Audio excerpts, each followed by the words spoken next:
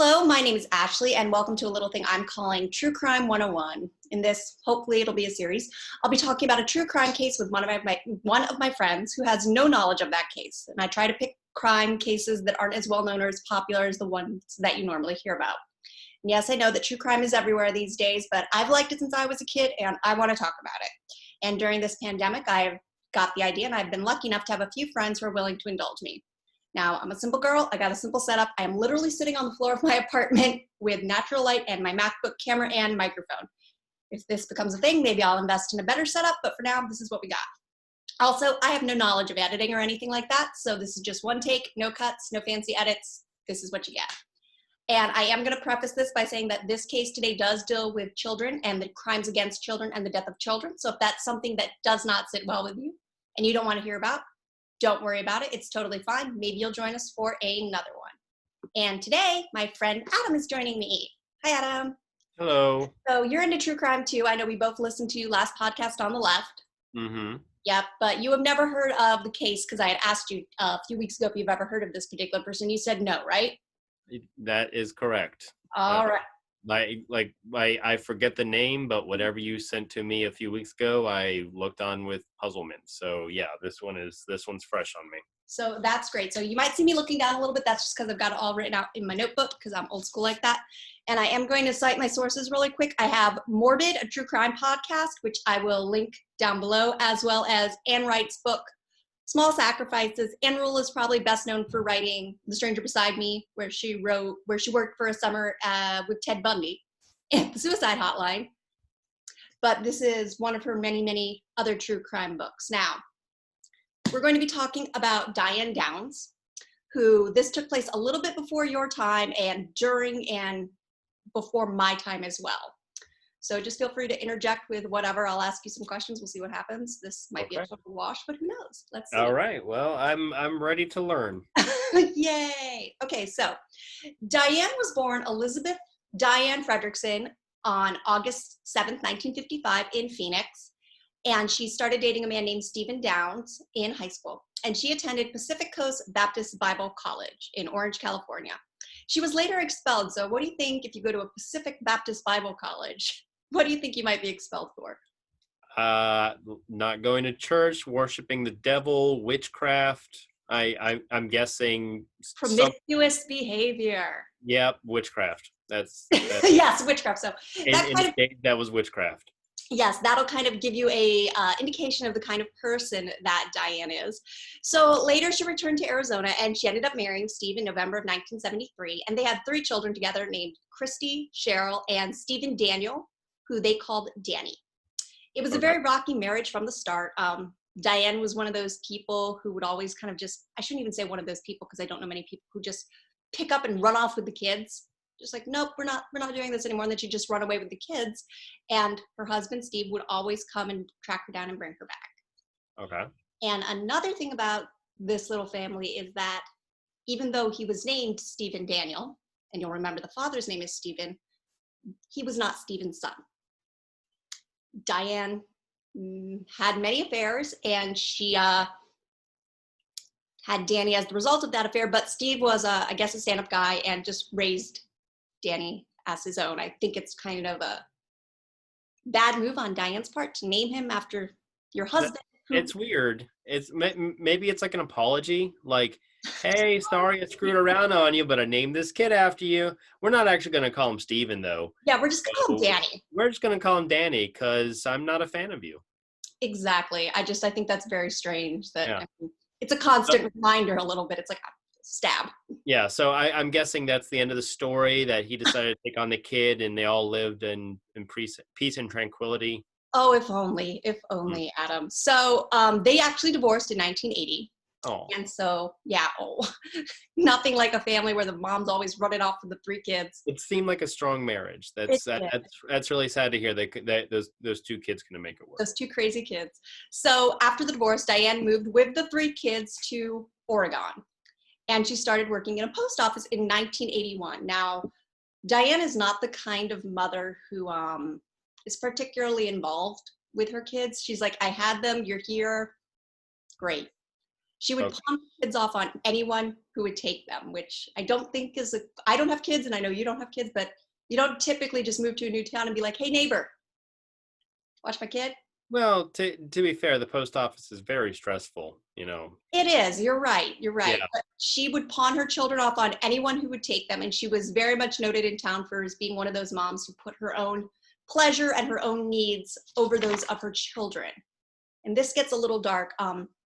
They did develop a relationship, and somebody did become kind of the kid's permanent babysitter, a young girl, young high school girl. And one of the daughters, and I think it was Christy, I'm not sure, she asked the babysitter if she, the babysitter, had a gun that she, the daughter, could use to kill herself. And this kid wasn't even 10 years old. Huh. So that's Okay. not a healthy thing for a 10-year-old. And you think that if you went to the mom and said, hey, your kid said this, mom would be very concerned. Diane wasn't. Yeah. Oh, she's just being dramatic. That's Yeah. not That's normal dramatic 10-year-old behavior. exactly. Yeah. So lucky Diane, when she was working at the post office, she noticed this really cute guy named Robert Knickerbocker, and she called him Nicky. Now, he was married, but Diane was just, She's not much for actual first names, is she? no, she's not. She called him Nicky, even though his name is Robert, and he has a different name because when this was published, the case was still very recent. I think they call him Lou Lewison, which is, isn't a real name, but his real name is actually, Luton. yeah, Louis Lewison or something like that. Okay. His real name was Robert Knickerbocker. She called him Nicky. He was married to a woman named Nora. They were coworkers, but Diane is just one of those women who men can't seem to resist. It's like, she's crazy, but darn it, she is very good in certain aspects of a relationship. So it was just a physical relationship to him, but to her, it was a lot more. Okay. Now, she insisted, and like I said, she was one of these crazy but very persuasive women. She insisted that they both get matching tattoos, which, regardless of your stance on tattoos, How long were they? not very.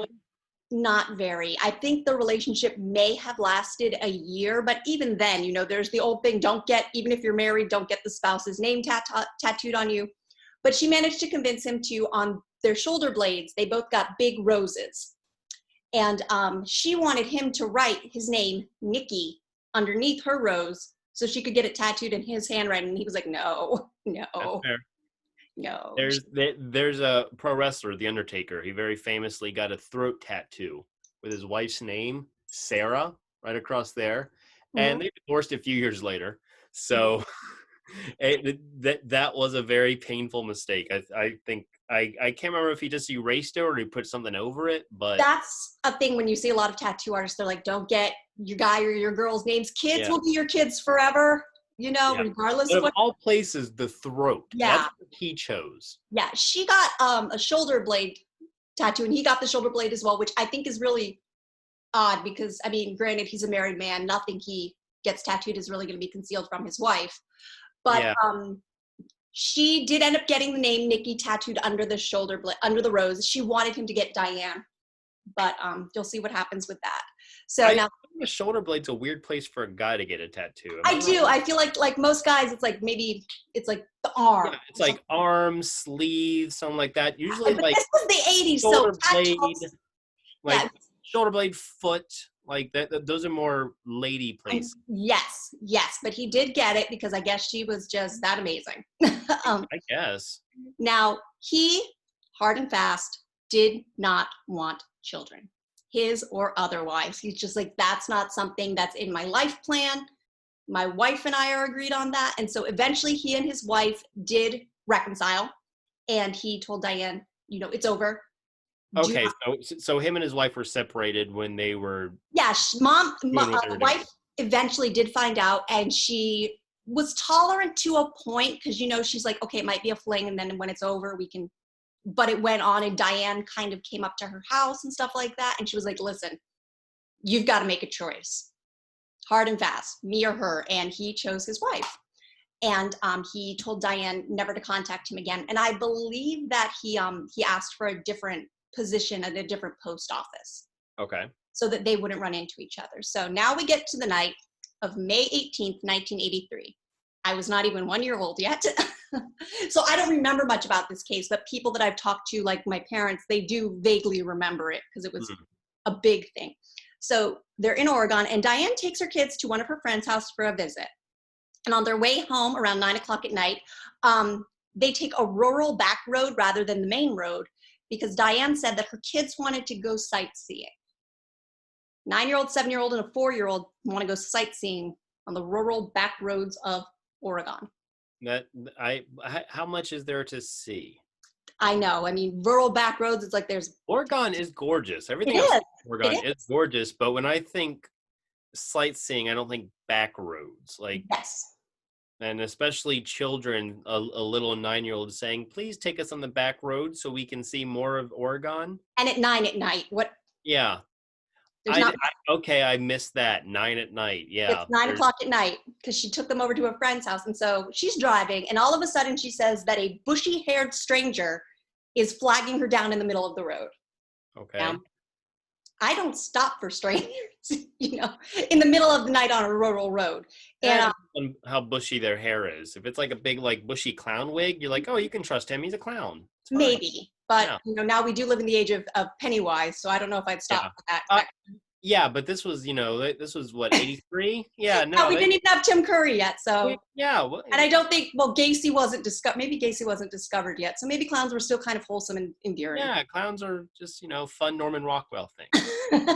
So Although that would be terrifying if you're driving back roads at 9 o'clock at night and a clown just jumps down the road like, please stop. I think I would just keep going and run it over and not look back. I also think it's funny she describes him as a bushy-haired stranger because I don't know how familiar you are with the Sam Shepard case, which is what was based on The Fugitive. But they it was a TV show. It was a real case. And I know The Fugitive. Yes, but there's the one-armed man. Yeah. Which I couldn't remember when I was thinking of this. Is that the Twin Peaks guy? But I think it's both because there is a one-armed man in Twin Peaks. But I think they describe him as a something-haired stranger in the original trial as well. But so this bushy-haired stranger flags her down and she stops. She rolls down the window. He pulls out a gun and says, I want your car. Diane says, she said, you have got to be kidding me, because it was a new car. That's the proper response. Yeah, oh, with my 3 children in the car. Kidding me. I just bought this. Brand new. I don't know what kind of car it was, but it was like an 83, 82, whatever. So she then got out of the car, and there was a scuffle. Her 3 children were shot. He shot her in the arm during the scuffle. And then she said she threw the keys into the bushes to distract him. Then she said she got in the car, put the pedal to the metal, floored it, and drove as quickly as she could to the hospital. Now, this is one of those cases also for hospital workers who, by all accounts, did an amazing job. Okay. Doctors, nurses, physicians, specialists. But it's one of those, from reading what they've said, it's one of those cases that makes you evaluate, do you really want to be in emergency medicine, given some of the things you see? Because she got to the hospital, goes straight to the ambulance entrance, to the ER, and Cheryl is dead. She's 7. Christy, 9, has suffered a massive stroke and is barely clinging to life. And 4-year-old Danny is in critical condition, also clinging to life, and is paralyzed from the waist down. So it was a rough thing for the people working on them. They obviously take the kids in different directions so people can work on them. And they take Diane, who walked in, and someone noticed that she had a towel wrapped around her arm wound. And it was a very neatly folded towel, almost like someone described it as how you would almost, when a member of the military dies and they fold the flag and they give it to the person. It was that kind of, and it was just neatly. It wasn't like I just grabbed something that was in the seat and I slapped it on there. It was very neatly and purposefully. Okay. And you said it's the arm. I thought it was the shoulders. She got the tattoo on the shoulder. She was shot in the arm. Okay. She was shot in the arm. Yep. So someone just found it that would be odd that you would carefully fold and bandage your own wound when your 3 children have been shot in the back seat. The doctors come out and they're telling her children's conditions and that, Cheryl's gone. Christy may not make it. She had a stroke at 9, and Danny is paralyzed from the waist down. Not sure if he's going to make it. And you can't really, everyone grieves differently, and everyone receives that kind of news differently. Some people shut down, some people pass out, some people scream and cry, some people go into denial, some people get angry because they can't fix the situation. Diane didn't really have any reaction. She was like, oh, okay, but it wasn't even like that denial thing. They just, these people who work in this kind of field have kind of seen all the reactions. They have like a gauge, a spectrum. Right. And they were like, we're trying not to judge her because all 3 of her kids have been shot and she's been shot, but this is a little bit weird. Yeah, I try, like I always see on true crime shows or documentaries or whatever, it's always like, oh, the reaction was very strange. And I know that when I'm have a issue like that, I usually start laughing. Yeah. Just uncontrollably laughing. So I'm afraid that if anyone ever tells me that my spouse or family member is dead and I just start laughing uncontrollably, they're going to be like, what the hell? Well, he killed them. So that's always been a worry of mine. But at the same time, I feel like you want more of a reaction than when you hear that your the oil change in your car is going to take an extra 20 minutes. And I also think like laughter to a certain degree, people laugh when they're uncomfortable. You know, we know that as actors, sometimes people will laugh at strange moments just because it breaks the tension. Yeah. But so then the surgeon who is working on Christy, the girl who had a stroke, sits her down and tells her, just like a professional, this is what we're doing. This is what we're seeing. This is what happened. These are the possibilities. And Diane says, and I have to look at this because I want to quote it correctly. This really ruined my new car. There's blood all over the back of it. Man, she cares about that car. I know, that new car. Gosh, I mean, not the fact that your oldest child has a stroke, which can have lasting effects at any age, but that she's been shot. Yeah. And the doctor come on. There's blood all over my car. All over my car, and I didn't shout it out and stuff like that. So gotta be kidding me. Yeah. So now let's see. So let's say she's been taken care of, and she has to make a phone call. Who do you think who would be the first person she should call? About her kids? Yeah. The first person she should call, I would imagine probably the father. The father of the children, her parents. Family members, yeah. She called Nikki. Yeah. She called Nikki. And he, someone who worked with them both previously, took the call, and they were like, hey, Diane's on the phone. She wants to talk to you. And he's like, I don't want to talk to her. I'm done with her. And they're like, listen, I know you don't, but she sounds really upset. I really think you need to talk to her. So he reluctantly takes the phone. And for as frantic and as insistent as this friend was that she was upset, she talked to him just like shooting the breeze. What's up? Blah, blah, blah, blah, blah. And then he's like, Diane, why are you calling me? And she goes, my 3 kids have been shot. Just very casually, which, I don't think it's completely unbelievable that she would call Nikki, like, especially if she's a stranger in a new town and this is the one person that she's gotten a bond with, you're gonna call your friend. Still, when it's the guy that's like, never contact me again, and since they hadn't really interacted at all at this point, but it's kind of weird that she would call him, maybe for comfort, but like, there are people that need to know the children are injured prior to him who never wanted anything to do with children. Yeah. I'm sure he's sympathetic, but even still, I get that, where like I've had friends that I haven't talked to in a long time, and something bad happens and they contact me because it's just like, one of those people.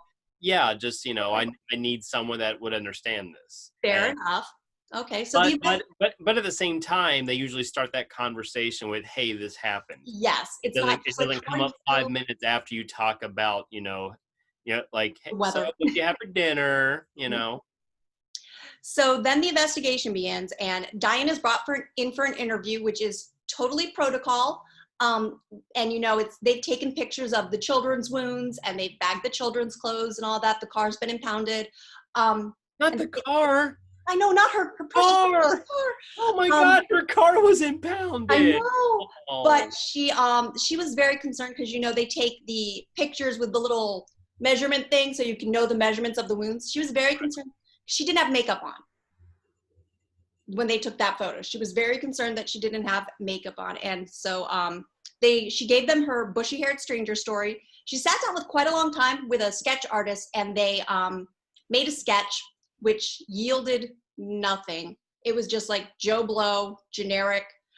But she was interviewed with the police, and as she said that as she gave her story, and she said that as she was speeding down the highway, she thought, God, do what's best. If they gotta die, let them die, but don't let them suffer.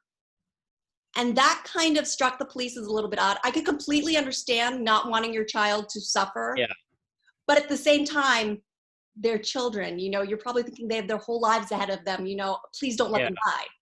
Yeah, that is a reasonable, logical thought to think after they're already in the hospital and Yes. getting Or their if your child is care. like terminally ill, or Yeah, something like that, yeah. don't let them suffer. It's something you come to eventually. It's not something you start out with of, hey, if they're gonna die, they're gonna die. Yeah, if they gotta die, God, just take them now. And it's like they weren't even shot 3 minutes ago. At least I have my car. At least I have her precious, precious car.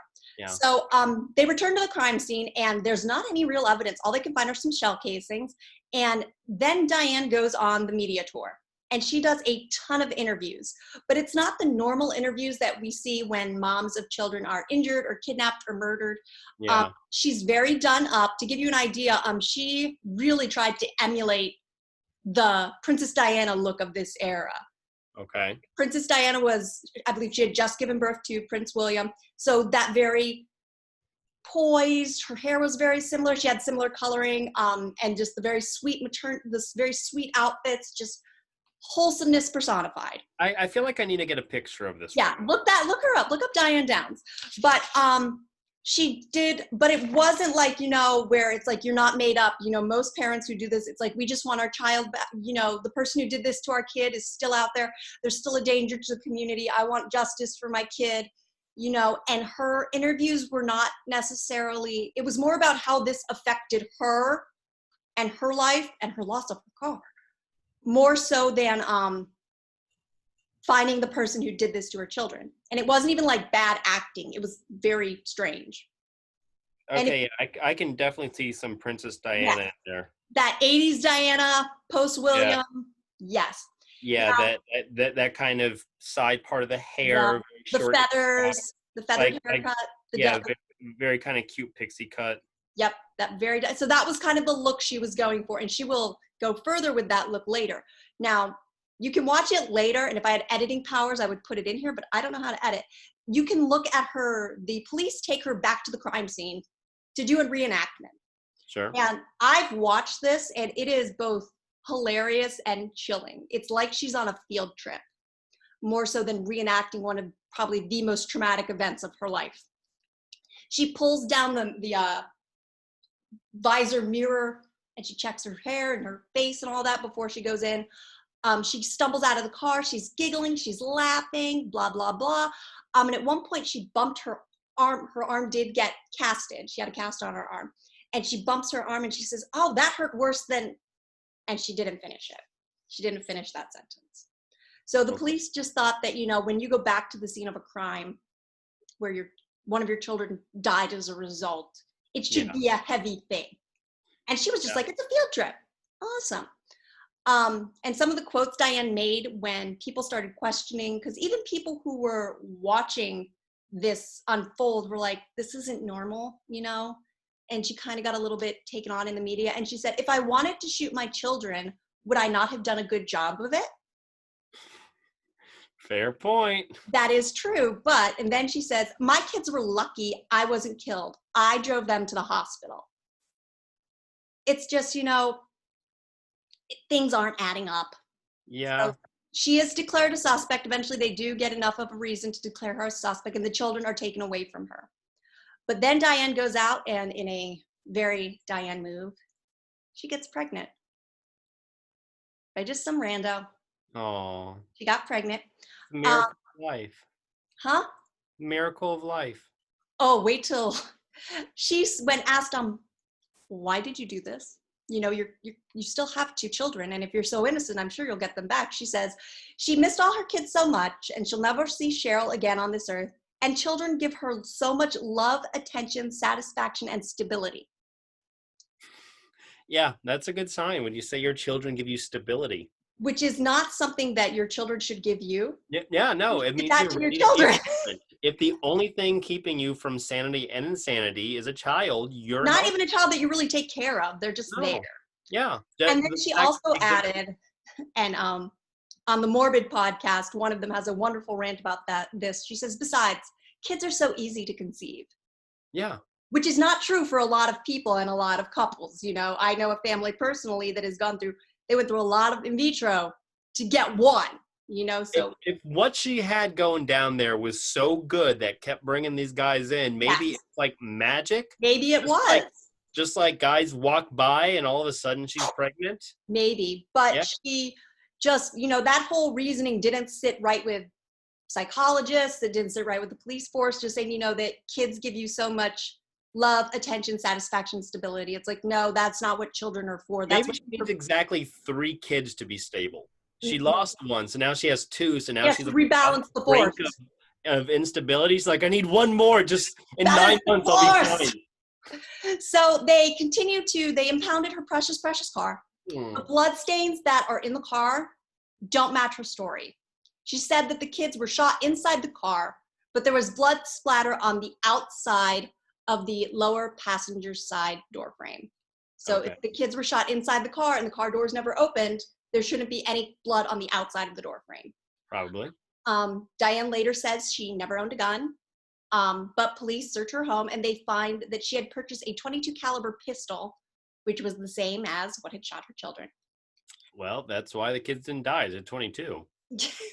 I think if I shoot a marshmallow with a 22, it'll make a dent. Yes, but kids are so tiny.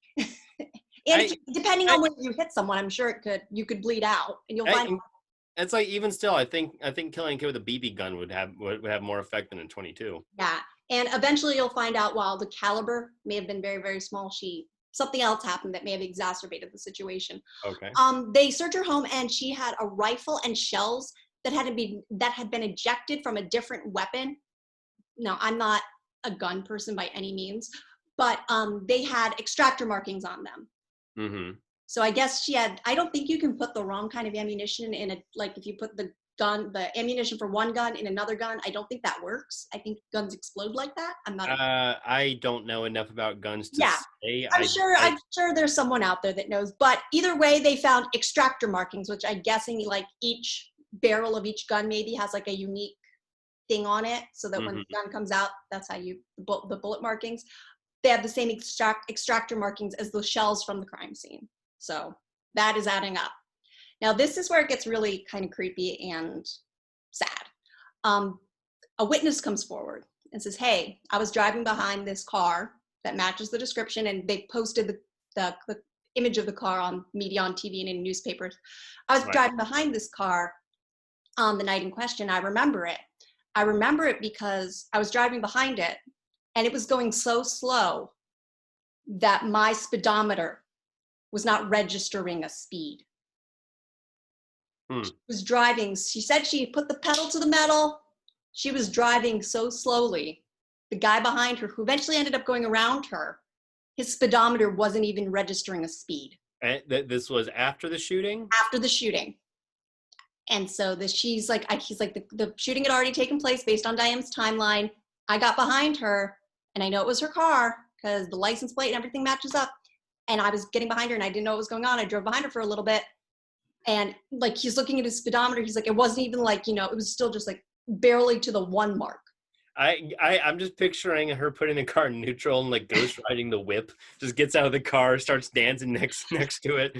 We do have some music things coming up soon. So that was another thing, because basically, even like I said, 22 is not a lot, but depending on where they were shot, if you don't get them attention, they're gonna bleed out. Yeah, no, I was joking. I don't know anything about guns. I mean, if she had used a 38, those kids would have been dead instantly. Yes. Like a 22, even a kid, it should kill them if you hit them right. But if you're sloppy, I mean, it's not like a hand cannon. So. No.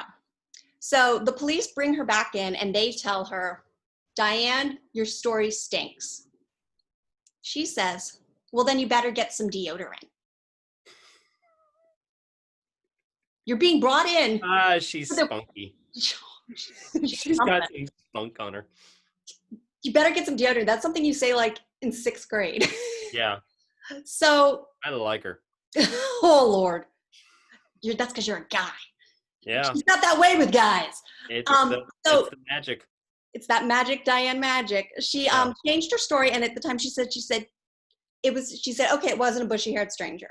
It was 2 men, and they knew who I was because they knew my name and they know about my tattoo. And they're like, Diane, really? You're changing your story after all this time? And she goes, since you guys think I shouldn't have brought the guys in with me, I'll go get them because I know who did it. So now you're just digging yourself in a further well, you know. She assuming this was a real story. What? Exactly. So all right, you know what? You got me. I'll go get the guys that did it. It was just we were trying. It was a prank. Wonk wonk. So Diane, even though she does not have custody of her children, she is allowed to see them. And Christy, who had the stroke, even when she was unconscious, Diane would come in, and Diane would talk to her. And there was I believe it was a prosecutor named, I want to say Ted. Yes, Ted Huey, who was one of those guys who's like kind of those gruff, like Lenny Briscoe from Law and Order, the Jerry Orbach character. Okay. But he immediately felt like, I've got to take care of these kids. You know, he just saw these kids. They were so helpless, and the mom wasn't acting the way a mom should. And he's like, something's not right here. So he would sit in Christy's room with her. And Diane would come in with supervision and escorts and all that. And he noticed that even when Christy was unconscious and Diane would talk to her, her vital signs and her heart rate in particular would spike insanely high. And Huey would go home and he'd be like, I can't figure it out. Is it maybe it's excitement? Then he realized probably fear. Yeah. It's probably fear. If there is ever a movie of this, I want it to follow this guy. I want him to be the main guy, just like sitting on a table smoking a cigarette, just like looking over news articles, trying to figure out what's going on. And the strings. Yeah. There is a movie. It was made starring Farrah Fawcett as Diane. Okay. And I'm sure she was pleased as punch with that casting. Yes. And the little girl who, if you've seen the original miniseries of it, the little girl who played young Beverly plays Christy. Okay. And she does a very good job for such a young actress. But so once she is in the clear and doing better, Christy starts talking with a therapist. And the therapist asks her if she wants to tell her who shot her. And Christy is understandably traumatized and scared and just, no, that's not even a thing she wants to discuss. Sure. So the therapist says, well, why don't we do this? What if I'll write who shot Christy, Cheryl, and Danny on a piece of paper, and you can write the answer, and then we'll put it in an envelope, we'll seal it, and we'll burn it every time you come in to see me until you're ready to show me what's on that piece of paper. And so they did it for several weeks, which I can only imagine was insanely maddening to the investigators, knowing the answers there and watching it go up in smoke. But they knew it was really important to establish trust with Christy. That's a brilliant way to coax it out. Yeah. Yes, they knew, because they could have just been like, oh, well, we'll try the sleight of hand burning something that's not in there, and then be like, oh, here, we've got the answer. But they knew that they needed her to trust them, especially given what she had been through. Yeah. And finally, Christy gives it to the therapist, and the therapist goes to put it in the envelope, and Christy shakes her head no. And so the therapist looks at it, and it says, who shot Christy, Cheryl, and Danny? And it says, my mom, which is not that much of a surprise. Kind of. No, it could have been the car. But so Diane was shot her. The car. It was like it just like Bumblebee just came. Like Lightning McQueen. Yeah. Owen Wilson as a car. Wow. Wow, I shot. Wow, I'm gonna shoot you in the head. Wow. So Diane was arrested on February 28th, 1984. With 1 count murder and 2 counts of attempted murder. Now, Diane was very pregnant throughout this trial, and she really tried to, and lots of people think that she kind of knew she would go to trial, so she got pregnant, because it's naturally a very sympathetic image. If you look at pictures of Princess Diana, who she tried to emulate, it's very modest, very sweet, very matronly. You've got the belly to hold, the belly to rub. Yeah. And so there were tons of media attention on this, especially in the town of where it took place in Oregon. Well, it's like Chicago when she pretends to be pregnant. She's sitting there knitting and being very sweet during the trial. Yes, Yeah. exactly. So hundreds of people would show up, and the big question on everyone's mind was Christy going to testify? And so then they interview several people, doctors, nurses, her family, and then they call on Nikki, darling Nikki. And Diane's just glowing, you know, her man's back. And he took the stand. He gave his testimony, and then they kind of did the Ted Huey kind of did the Columbo. And one more thing. Diane made you get a tattoo. And he's like, yes. And he's like, and he wanted you to, she's got that tattoo as well. And he's like, yeah. And she has your name underneath it. Yes. Did you ever get a name under your tattoo? And he says, yes. And Diane's face just kind of gets like that smug smile, like, you know, he's still not over me. Yeah. And he says, the prosecutor says, what name did you get tattooed? And he looked directly at Diane and said, Sweet Nora, which was his wife's name, is his wife's name. So it was like, oh. So then Christy does take the stand. And by all accounts, for a 9-year-old who's had a stroke, she has done amazing. She did an amazing job. And she was incredibly brave because, you know, Diane was there in the room. And even though, you know, it's your mom, it's a person who's supposed to love you and protect you. And yeah, and she didn't. So they ask her, you know, do you know who shot Cheryl? And Christy says, yes. And she says, how do you know? And she says, I watched. According to Christy, her mom pulled the car over. She got out. She went to the trunk, got back in the car, and she knelt on the driver's side seat facing the back and shot them one by one. And all of Christy's testimony perfectly matched the forensic evidence, including apparently Cheryl, who died, had tried to get out of the car. So if you remember the blood on the outside of the door frame, she had opened the door, she had fallen out, and Diane pulled her back in. And the other, because we had talked about music in the car, Christy remembered that while Diane shot them and while she drove the car at a snail's pace to the hospital, and I may ruin this song for you, the song Hungry Like the Wolf was playing the whole time. And so what the prosecutor does is they play the entire Hungry Like the Wolf for the jury. And, you know, knowing that this is what was playing while this mother shot her children it makes it a lot eerier, kind of like, you know, when you see Singing in the Rain being played in A Clockwork Orange. Right. Wonderful song about being in love is being used for this awful crime. Yeah. Diane, she's bopping along to her jam. She's tapping her foot. It's like it's karaoke night. It is. And they're like, her defense team is like, oh my God. You know, it's just like, stop doing that. It's like, you know, even though they tried to prep her, it was just part of her, we'll see what she has later, part of her makeup. She was just, to be fair, it's a banging song. It is a jam. A great song. Jam, but at the can't listen to that without going do. But if they were like, Adam, this is the song you were playing when you shot children, you're not gonna be like, yeah. You know, I don't know, because see, I picture Bruce Campbell did a series of Old Spice commercials. Yes. On the piano playing that, and that's always what's in my mind. So it always just makes my heart smile. So if someone's like, "You murdered your children" to the song, I'd be like, "Oh, Bruce." Oh, Bruce Campbell.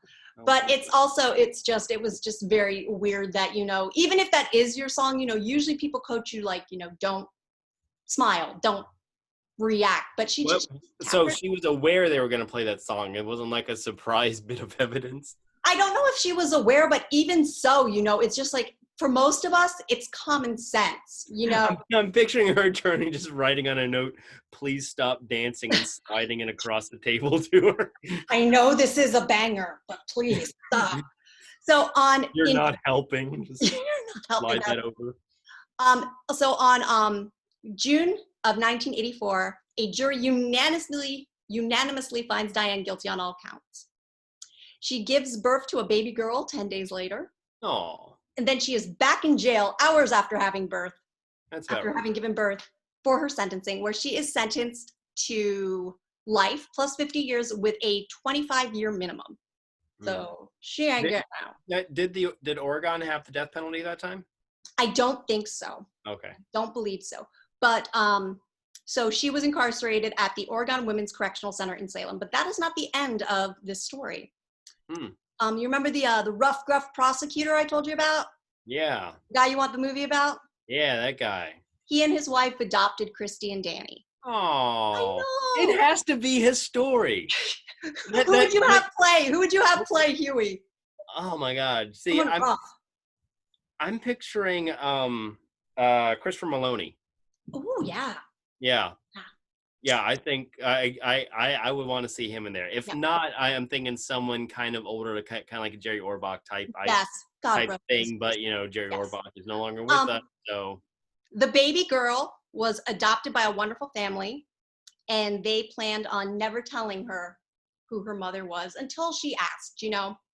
But then, on July 11th, 1987, Diane escapes. Interesting. She escaped. She scaled a 16-foot barbed wire fence. She threw her coat over the top of the barbed wire, and she hid under a car for a little bit, and then she just disappeared. So now, I'm just picturing her escaping, saying, "I need to check on my car. I need to check on my car. Screw my children. I need to check on my car." Yeah. She so naturally the authorities alert the Hueys and the adoptive parents. Naturally, they are terrified. Fair enough. Because they think, and so Ted Huey literally sat in a rocking chair with a loaded shotgun by the front door. It's like Night of the Hunter. It is. Yep. Okay. They were terrified, and Christine and Danny were terrified. They didn't go out. They all just stayed home with Daddy Huey just sitting there rocking with his shotgun, ready. He's like, I didn't even sleep, and who could blame him? The adoptive parents of the little girl have to tell the child's school and the babysitter, who they had never told, hey, that Diane Downs lady that escaped, this is her daughter, so be careful. So apparently Diane and a fellow inmate planned this. The inmate had drawn a map on a pad of paper to where her house was a few blocks away. So Diane's escaped, they're tossing the cell and everything. And I actually wrote down that an observant investigator noticed the notepad and he clementined it. Meaning, in the first Walking Dead Telltale video game where you have the piece of paper and you rub the pencil over the top and you can see what people have written? Mm-hmm. They found the map. See, I picture Big Lebowski. That's my version of that, but I'll give it to you. Yeah. So they rubbed the pencil and they followed the map.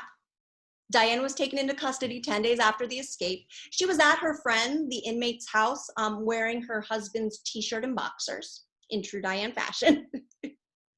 That lady should never have trusted her. She's adorable. Yep. Oh, what a lovable scamp. She's a little spitfire. Yeah. Shot her kids. But Yeah. Diane to this day maintains her innocence and says that she still looks for the real killer. That's why she escaped, because no one was looking for the real killer. But she said she knew who the real killer was, didn't she? I know. She can't keep her own lies straight. She applied for parole in 2008 and 2010. She was denied both times because she does not still does not take any responsibility and claims no remorse. That's important. Yeah. And she shows no remorse for her crimes. She is now eligible for parole this year, which I am sure will be denied. So Diane was actually, the first time Diane heard these diagnoses was at trial from a licensed psychiatrist and all of that. And she was kind of shocked and a little insulted. Obviously, we have narcissism. She also has antisocial personality disorder, which is also, I think this term is being phased out, but it's basically a sociopath. She can't understand and she disregards the feelings of others, including her children. Yeah. She also has histrionic personality disorder, which is her self-esteem depends on the approval of others, and she has no true feelings of self-worth. She'll often behave dramatically or inappropriately to get attention. She took a little bit of offense to those. And to wrap this up, today, Christy and Danny are reportedly doing very well. Danny is still paralyzed from the waist down, but he makes the best of it. Christy is reported to have had children, including a daughter that she has named Cheryl, after her sister. So she had a full recovery. She does. There was some accounts during the trial that she had to, because one side of her body was affected by the stroke. her speech was a little bit impaired because one of her sides of her mouth was a little bit paralyzed. Right. Like they wanted her, I think the defense originally insisted that she answered questions with yes, but she couldn't say yes. So finally the judge was like, if she says yeah, that's fine. It's not formal, but this is a kid who got shot and has had a stroke. Right. She had to, now that she's gotten older, has that recovered, or she's gotten better because she's gotten therapy and stuff, but like some of it, like I believe she still has to like pick up one of her arms to move it. Gotcha. Like that sort of a thing. The baby girl whose name Diane originally named her Amy. She is now known as Becky, and that's not a secret. She's been on the Oprah Winfrey Show and everything. She eventually tricked her babysitter into telling her who her mother was. And she would write to Diane. Diane's kid. Yep, she wrote to Diane and just, hey, I was born on this date and this place. I was adopted here, blah, blah, blah. And she started to write to Diane. And then she only exchanged a few letters with her before she realized my mother's a monster. And she has had nothing to do with her since. Fair enough. So that is it for the Diane Downs case. Like I said, they did make a movie of it. I believe it is called Small Sacrifices, starring Farrah Fawcett. But I'm guessing they're not following how I want, following the prosecutor. No, it's Farrah Fawcett. No. But yeah, so that's Diane Downs. Crazy lady. The crazy lady indeed. Well, yeah. That is a new story to me. I had not heard that before. Exactly. I recommend the podcast Morbid if you want to check out more, or if you want to read the book. It's very good. It's kind of like the first case I remember being like that when I was a kid was, do you remember Susan Smith? I think it was Susan Smith. She was the lady in North Carolina who rolled her kids into a lake. Oh, yeah. So, but awesome. Well, thank you for joining me. Of course. Yep. And we'll hopefully do this again with someone else or you or some other time. Sure. Why not? Bye. See ya. And we're done. Yay. All righty. Thank you, sir. Of course. Yep. Take care. Bye. Bye.